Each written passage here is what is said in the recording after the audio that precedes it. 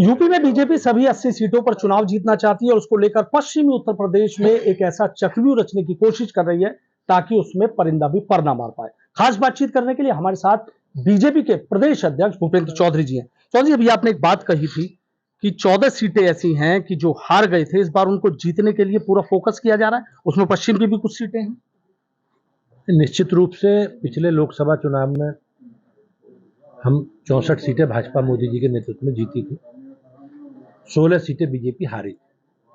बाद में 2 सीटें हम बाई इलेक्शन में हम जीते हैं, आजमगढ़ और रामपुर की। तो ऐसे कुल 66 सीटें हमारे पास हैं, 64 सीटें भाजपा के पास हैं और 2 सीटें हमारे जो सहयोगी दल है, अपना दल, उनके पास। भारतीय जनता पार्टी लगातार निरंतर अपने विचार को लेकर, अपने कामकाज को लेकर हम लोग लगातार जनता से संपर्क संवाद बनाए रखते हैं। हमारे जो कारण रहे हैं, उन सारे कारणों को हमने चिन्हित करके, समीक्षा करके, जिनके कारण परिणाम हमारे अनुकूल नहीं रहे, उन सारे विषयों पर हमने आपस में चर्चा करके, बातचीत करके अपने कार्यकर्ताओं से, और उन सब विषयों को फोकस करके हम लगातार जनता के बीच में। और मुझे विश्वास है कि जिस प्रकार का काम हमारी सरकारों ने किए हैं, उस कामों के आधार पर मोदी जी के नेतृत्व में भारतीय जनता पार्टी जो हारी हुई सीटें हैं वो भी जीतेगी 14 की 14, और जो 66 सीटें हमारे पास हैं, हम 66 भी जीतेंगे। और मैं आपको विश्वास के आधार पर कह सकता हूं, जिस प्रकार का हमारी सरकारों का काम है और हमारे नेतृत्व के प्रति विश्वास है लोगों का, उसके आधार पर भाजपा सारी सीटें जीती। जो नगर निगम का प्रशिक्षण वर्ग है, 4 जिलों के यहाँ मेयर और तमाम 182 पार्षद यहाँ पर पहुंचे हैं। क्या मकसद है इस प्रशिक्षण वर्ग का कि भाई निकाय चुनाव तो आप जीत चुके हैं, लेकिन ऐसे क्या प्रशिक्षक की जरूरत पड़ गई कि आपको लगता है कि लोकसभा चुनाव से पहले क्या घर घर जाने की तैयारी है? नहीं, बहुत बड़ी संख्या में उत्तर प्रदेश की महान जनता ने हमें जनादेश का सेवा करने का हमारी पार्टी को अवसर दिया। पहली बार 17 के नगर निगम भाजपा जीती। पहली बार उत्तर प्रदेश में सभी नगर निगमों में भाजपा का बोर्ड में बहुमत। आधे से ज्यादा नगर पालिका हम जीते हैं, नगर पंचायत जीते हैं। और प्रशिक्षण का जहां तक विषय, प्रशिक्षण हमारी कार्य पद्धति का हिस्सा है। हम हमेशा अपने कार्यकर्ताओं को अपनी कार्य पद्धति, अपनी विचारधारा, और अगर हम जनप्रतिनिधि हैं तो जनप्रतिनिधियों के नाते हमारा जनता के प्रति हमारी जवाबदेही, हमारे कर्तव्य, और हम लोग किस प्रकार से सरकारी योजनाओं का, जो सरकार की योजनाएं हैं, अलग अलग सरकार की योजनाएं आती हैं, उनका किस प्रकार से ठीक से क्रियान्वयन जनता के हित में कर सकते हैं, विकास कार्यों से, डेवलपमेंट से जुड़े जो विषय हैं, और सारे विषयों को लेकर भारतीय जनता पार्टी की जो विचारधारा है, उस विचारधारा को लेकर हम जनता में जाएं या जाते हैं। तो इस प्रकार के सारे विषय प्रशिक्षण के हैं। अब हमारा कार्य पद्धति का हिस्सा है, केंद्रीय पार्टी की तरफ से इस तरह के प्रशिक्षण आयोजित होते रहते हैं। हम लोगों ने अभी आपने देखा होगा 67 सभी जिला पंचायतों के अध्यक्षों को, जो हमारी पार्टी के हैं, उनका प्रशिक्षण हमने किया। सभी जिला पंचायत के सदस्यों का किया। हमने सभी लगभग, ये अंतिम हमारा प्रशिक्षण वर्ग है, 17 के 17 नगर निगमों के सभासदों के प्रशिक्षण वर्ग हमने कर लिए।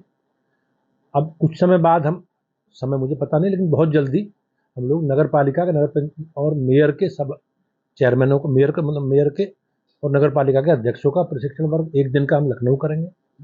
नगर पालिका के अध्यक्षों का, सभासदों का भी करेंगे, और हर क्षेत्र के हिसाब से ग्राम सभा के प्रधान और बीडीसी के मेंबरों का एक क्षेत्र के हिसाब से सम्मेलन करेंगे।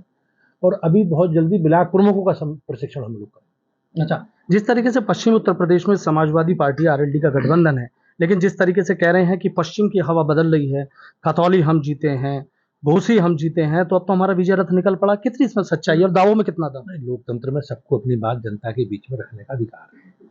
उन्होंने जो अच्छा किया है या जो अच्छा किया होगा वो जनता के बीच में रखेंगे। हमने जो किया, हम लगातार जनता के बीच। समाजवादी पार्टी की उपलब्धि क्या है, ये जनता को उन्हें बताना है। उनके समय अराजकता, गुंडागर्दी, बेईमानी, दंगे, और सरकार दंगाइयों के साथ खड़ा रहे, किस तरह का भ्रष्टाचार था, लूट खसोट होती थी। हमने उन सारे विषयों पर हमारी सरकारों ने काम किया। आज प्रदेश दंगा मुक्त है, आज प्रदेश में कोई अराजकता नहीं है, आज अपराधी प्रदेश से बाहर है, जो बचे हैं वो जेल में हैं, जो थोड़े बहुत और बचे थे वो ऊपर चले गए। तो पूरे प्रदेश का एक बेहतर कानून का राज कायम हुआ है। आज उत्तर प्रदेश की कानून व्यवस्था बहुत अच्छी है, अपराध न्यूनतम स्तर पर है, भ्रष्टाचार न्यूनतम स्तर पर है, और उसी का परिणाम है कि उत्तर प्रदेश में दुनिया भर के निवेशक कारोबारी हमारे यहाँ निवेश कर रहे हैं, और जिससे बहुत अच्छा रोजगार के साधन हमारे युवाओं के लिए मिल रहे हैं। तो आज उत्तर प्रदेश को सजाने का, संवारने का काम हमारी सरकार ने किया है, और वो सारे विषय हम जनता के सम्मुख रख रहे हैं।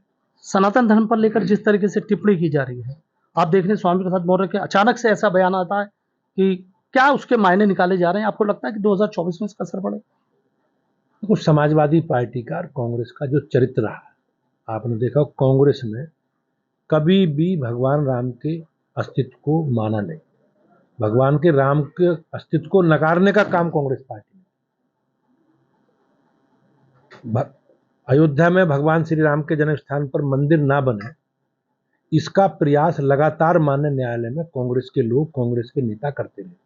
ये सब ऑन रिकॉर्डेड है।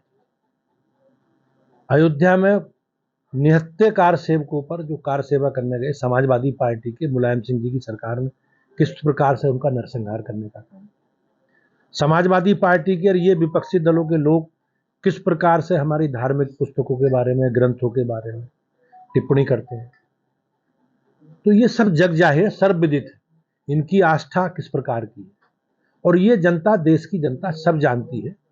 और जब अवसर लोगों को मिलेगा तो लोग इन्हें सब्र सिखाएंगे निश्चित रूप से। महिला आरक्षण के मुद्दे पर आप देख रहे हैं कि ओवैसी कह रहे हैं कि ओबीसी की और मुस्लिम महिलाओं को लेकर इसमें कोई बात नहीं की गई, इसलिए मैं खुल के विरोध करता हूं। संविधान में जो प्रदत्त व्यवस्था है, उस प्रदत्त व्यवस्था में ही सरकार ने ये अधिनियम बनाया है, और हमारे लिए गर्व की बात है। बहुत लंबे समय से बहनों की, आधी आबादी की ये मांग थी कि हमें विधानमंडलों में, संसदों में आरक्षण दिया जाए, और मेरे लिए गर्व की बात है, हम सबके लिए गर्व की बात है कि माननीय मोदी जी के नेतृत्व में भारत की संसद ने बहनों के आरक्षण के लिए, आधी आबादी के सशक्तिकरण के लिए काम किया है। मैं माननीय प्रधानमंत्री जी के नेतृत्व में उनका अभिनंदन करता हूं, अभिवादन करता हूं। आखिरी सवाल, रिपब्लिकन इंडिया उठावले है, उत्तर प्रदेश में 5 सीटें मांग रही है। 1 अक्टूबर को मेरठ में बड़ी रैली करने जा रही है, पूरे यूपी में 3 रैली वो करेगी। आपको लग रहा है कि 5 सीटें ठीक है? नहीं, ये तो गठबंधन के जो हमारे सहयोगी हैं, एनडीए के जो पार्टनर हैं, उनके विषय में बातचीत करना, उनके विषय में निर्णय करना, उनकी मांगों को देखना, ये केंद्रीय पार्टी निर्णय करती है। राज्य का इससे कोई लेना देना नहीं है। लेकिन मेरी पार्टी जो भी निर्णय करेगी, केंद्रीय नेतृत्व जो भी निर्णय करेगा, हम लोग सब मिलकर अक्षर से उसका पालन करेंगे। 80 सीटें जीतेंगे? जिस प्रकार से हमारी सरकारों ने काम किए, हमारे नेतृत्व के प्रति लोगों का विश्वास, भारतीय जनता पार्टी के कार्यकर्ता निस्वार्थ भाव से लगातार जन सेवा के काम कर रहे हैं, और ये लोग सीजनल लोग अपने घरों में बैठे हैं, इनका कोई गतिविधि क्षेत्र में, प्रदेश में, देश में नहीं है। ये अभी भी गठबंधन की बात कर रहे हैं, INDIA बना रहे हैं।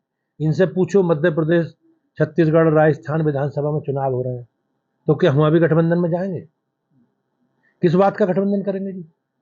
मोदी जी के नेतृत्व में जो सरकार काम कर रही है, देश के विकास के लिए काम कर रही है, दुनिया में भारत का सम्मान बढ़ा है, भारत दुनिया का नेतृत्व करने की ओर अग्रसर है। तो इनका एजेंडा मोदी जी को रोकना है, और मोदी देश का एजेंडा और भाजपा का एजेंडा देश को सशक्त बनाना है, दुनिया में भारत नेतृत्व करे, इस एजेंडे के साथ हम आगे बढ़ रहे हैं। बहुत बहुत शुक्रिया। तो देखिए, बीजेपी के प्रदेश अध्यक्ष भूपेंद्र चौधरी जी सीधा विपक्ष पर निशाना साध रहे हैं और कह रहे हैं कि ये सीजनल लोग हैं, बीजेपी जनता के लिए काम करती है। Sanuj Sharma, ABP news, Meerut.